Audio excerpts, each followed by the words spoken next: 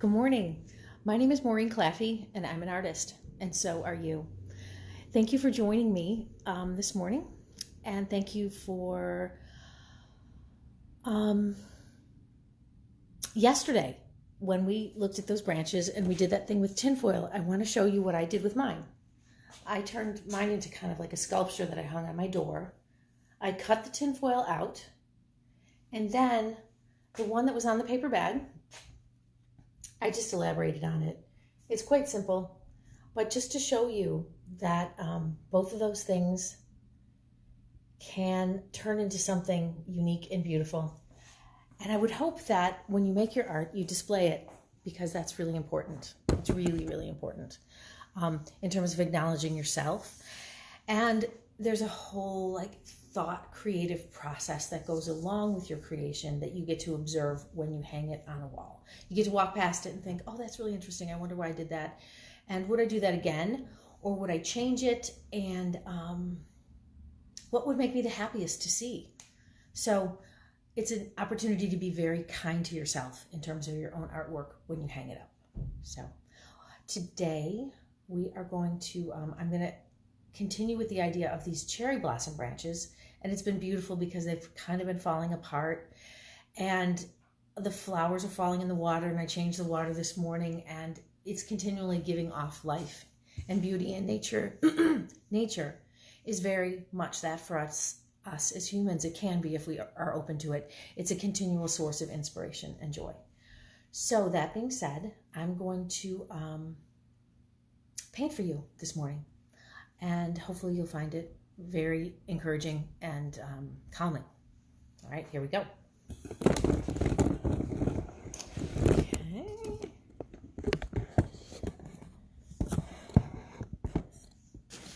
I was trying to decide what kind of paper I wanted to use, and what I decided was that I was going to use, I love this long sheet of paper.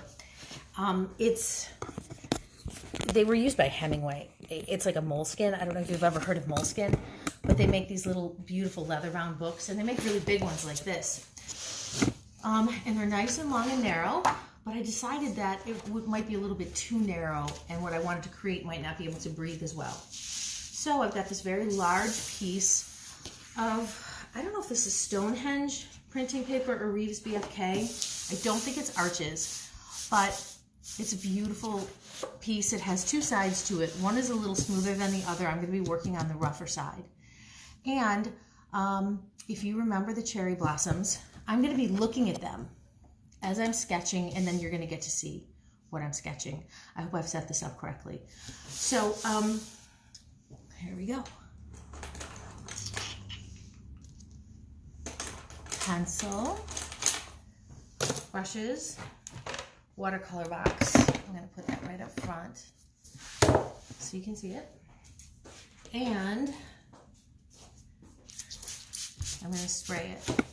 I love this part. Watercolor, when you make art with watercolors, water is your friend. Don't be afraid to use too much of it. Okay. And today I'm going to be working with wet paint, but dry paper. Wet on wet is a really wild ride, which I do really enjoy. Hi everybody, thanks for joining me. Hi Evelyn, thank you so much for being here. So we're gonna go, where am I gonna start? Actually, I'm gonna start with a simple pencil line on dry paper. And yesterday when I cut out the tinfoil and made it into almost a sculpture with the branches, it was really beautiful for me because I kept the vision in my mind of what nature had created. And as I was cutting around it, I had this huge release of energy. And so I'm in my mind working from memory essentially, and remembering what I witnessed in the beauty of nature to create these branches, okay? So as we begin, I want to remind you that there are no mistakes, and that your work is completely your own, and that you don't have to seek anyone else's approval. And I'm just going to focus here for a minute. So what I remember are those little green shoots and how beautiful they were. And they've actually started to open. I remember branches And these beautiful little flowers, just speaking of hope, with their insides coming out. And I remember that there was probably like a pretty, and I'm actually looking at it right now too, but the angle was about like that in terms of the way the branch separated from the central stem. The little branches coming off of it. It had a specific look to it that you can anchor in your mind. And if you continually go back to the beauty that you witnessed, you'll always find your way forward. If you can release the idea that there's something here that I need to get exactly right and record so that everybody else thinks I'm amazing and loves me, you will make amazing art. If you can release other people's expectations, any ideas of like, who might like to buy this? Is it made for a commercial market? What do other people like? If you can release all of those concepts and just let your pencil remember the beauty of what you witnessed. And then this, can you see this? I'm gonna move this forward. A lot of people get freaked out, like vases, and then this one is clear. I don't know what I'm gonna do with a clear vase. I don't know, we'll figure that out. But this is kind of like a sphere, is an oval shape, right? The vase is a column, and I'm gonna actually slant mine in. The one that they're in is straight up and down. That actually looks a little bit wide to me. I'm not really crazy about that, so I'm gonna do something I almost never do, which is erase. I don't really believe in erasers, but they're certainly coming in handy this morning. I'm gonna narrow this up a little bit. Okay, so we have an oval space here. I don't know that I'm really satisfied with that, but I'm gonna keep working it, changing it. I think that's a better line for me. Okay, that feels right. That feels beautiful. Okay.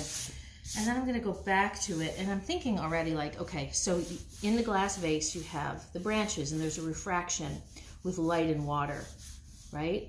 As they hit the water, things change. And how do and you know, truth be told, I'm not really a realistic painter. I think we all know that.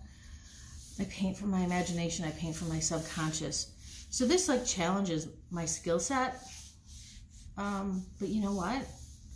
We all have the capacity to create beauty.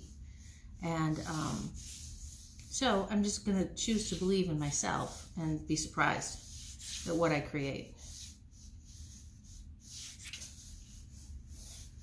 There's a whole pattern down here of these branches and how they intersect.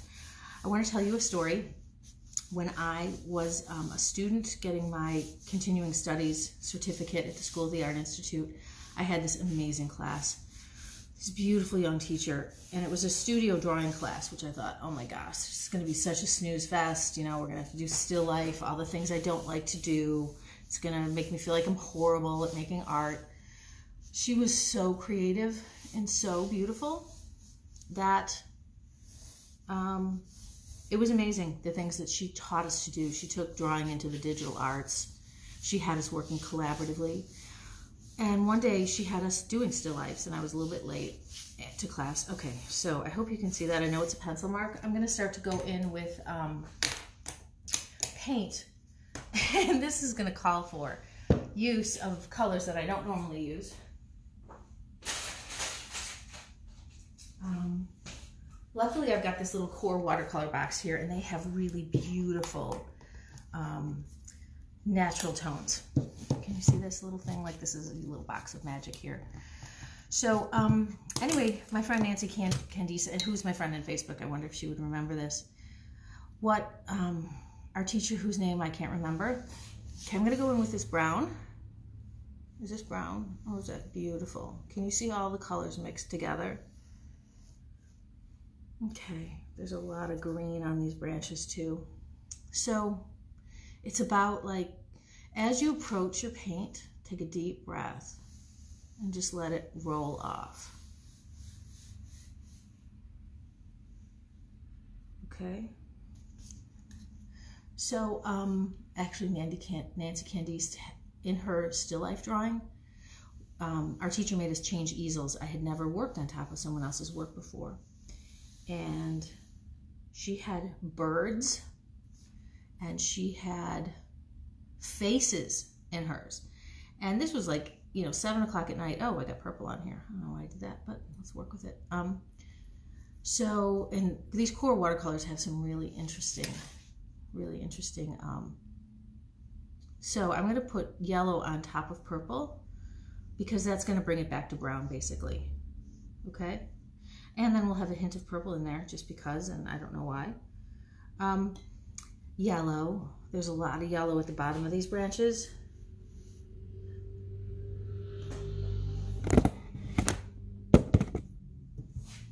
Can you see that? How beautiful that is?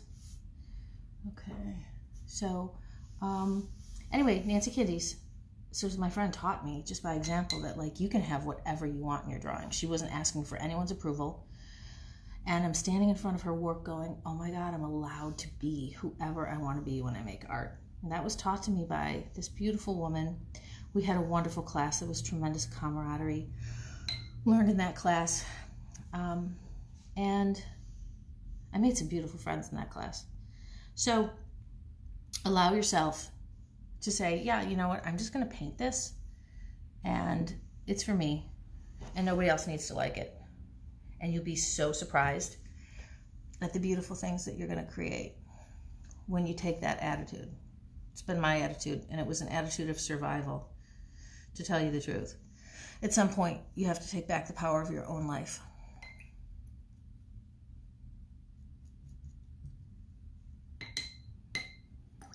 So for the water, I thought this would be really fun. I don't know if you're familiar with iridescent paints, but they make you look like you're amazing as an artist, because of course you are. But they add a dimension that's new. This is a silver one, and I thought I would try it to see what happens if I put it in as water. Okay? Because how do you paint the color of water? Right? So that's silver.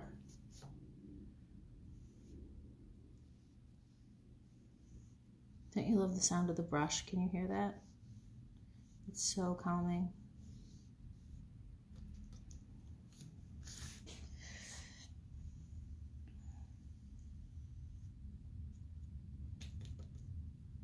This is really going to bleed. This will be interesting.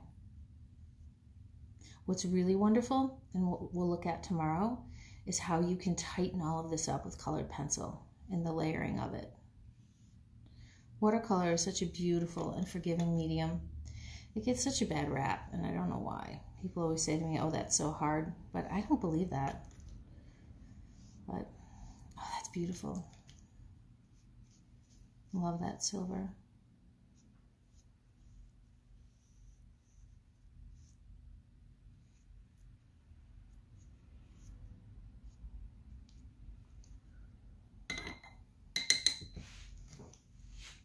Okay, so I'm going to look at these browns. I'm going to test them out over here. Like, you pull it right here. Can you see this? You would pull the paint here and then test it here to see the color. So this one is a little bit darker. Can you see this is a reddish brown? I'm not sure what the names are of these. And then this is more of an earth brown. Let's see what we got here. This is black, which I almost never use, but it's beautiful. I bet this is green. Oh, and that's a gorgeous green. We're going to use that. Okay. So I've made kind of a mess here, and I'm going to get a sponge and clean off my paper later. This is all blood everywhere, so I really don't know what's happening, but it doesn't matter. Can you be comfortable with the chaos?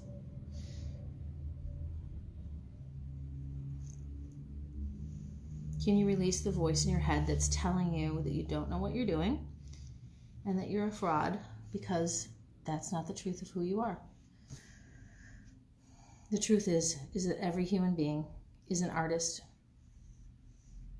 And people express it in many different ways, but we're all creating. We're creating lives. Hopefully, of beauty and joy. I just want you to see this. This is really cool. Can you see that?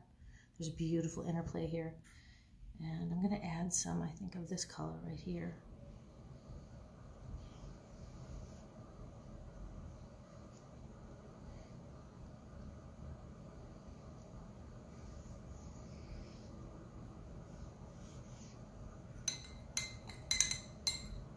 So again, this is the bottom of the vase. And I'm going to come over here and we're going to look at this color. It's kind of like really a golden yellow. These core watercolors are really different than anything else I've used. I mainly used Daniel Smith.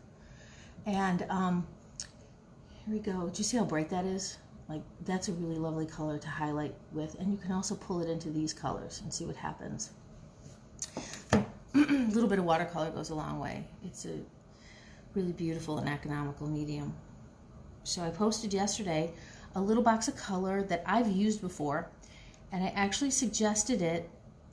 It's quite good. It's like under $20, and it comes with its own brush. I posted it on my page, and if you're interested in starting, like, the core watercolors they're expensive. It's like a high grade artist quality. They're made by Golden. Anyway, so like, if you can afford those, I would encourage you to get them. They're incredibly beautiful. I really love Daniel Smith, and I love Holbein. However, this little box made by Raphael is of superior quality for under $20. It comes with a brush, and it's a travel kit. And those are all really wonderful things. So if you're interested in getting started, buy yourself one. Blick delivers. And that's like buying yourself the most beautiful present in terms of opening up your own creativity. Okay, so I'm going to come back in here with more of these iridescents, and I'm going to be working on this today and showing you what I completed tomorrow, and then we'll talk about a little bit more about process. And as I explain, oh, I love when that bleeds. Can you see that? So as I explain my process, please take it as an encouragement to develop your own. It's not meant to be instructional as in, you know, this is the way to do it, because I don't think there is one way to do anything. And certainly art would provide us multiple ways of creating beauty. So, yeah. So again, I have no idea how I'm going to build this out, but I'm going to, and it's going to be fun. So tomorrow we're going to look at what I've completed, going again in more with, you know, this gray metallic for water. And as I'm looking back at the water, because the vase isn't, like, you can't see the vase, but I can, I'm pausing to see the reflections in it and to remember to breathe. And remember to actually stop and look and remember all of the beauty that's everywhere. So,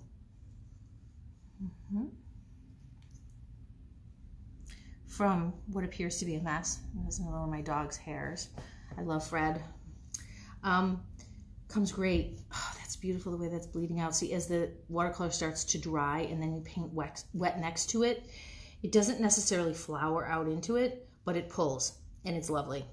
So I think that's probably enough for today, but we'll keep working on this. And I want to show you how to layer with pencil. It brings like a tremendous clarity, and also talk about the conical shape of a flower so that you feel confident. But take the time today to notice the natural world and the beauty that it affords us. And then if you have paints at home, please pick them up. Please pick them up. And if not, go back to the tinfoil. That was a really cool exercise. I've never seen myself as a sculptor.